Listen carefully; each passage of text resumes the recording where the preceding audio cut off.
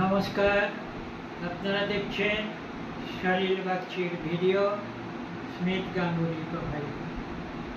আজ আমি আপনাদের জন্য নিয়ে এসেছি এমন একজন গুণান্বয়ী ব্যক্তিত্বময় মানুষের তার কথাই আমি আমার কবিতায় আপনাদের শোনাব।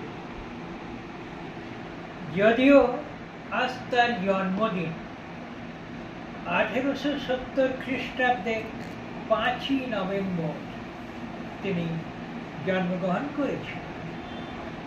রবীন্দ্রনাথ ঠাকুর তাকে বলেছিলেন, এনেছিলে সাথে করে মৃত্যুহীন প্রাণ।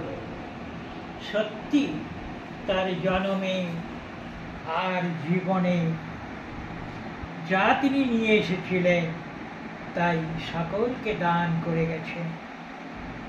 কে তিনি? আজ তার জন্মদিন। তিনি আর কেউ নন, তিনি হলেন চিত্তরঞ্জন দাস। তিনি ছিলেন আইনজীবী, রাজনীতিবিদ, স্বাধীনতা সংগ্রামী, কবি, লেখক।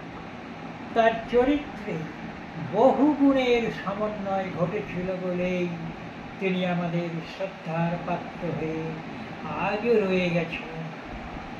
তিনি তার শিক্ষা জীবন কাটিয়েছেন প্রথমে কলকাতা, তারপরে লন্ডনে।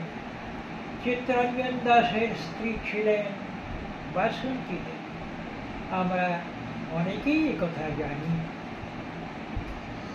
চিত্তরঞ্জন দাসের ত্যাগ এবং শ্রদ্ধার জন্যই দেশবাসী তাকে ভালোবেসে দেশবন্ধু নামে ভূষিত করেন। চিত্তরঞ্জন দাস তার বিপ্লবী জীবনে নেতাজি সুভাষচন্দ্রকে রাজনৈতিক গুরু বলে সম্মান করতেন। তিনি বলতেন, দেশকে ভালোবাসা যদি অপরাধ হয় তবে আমি অপরাধী।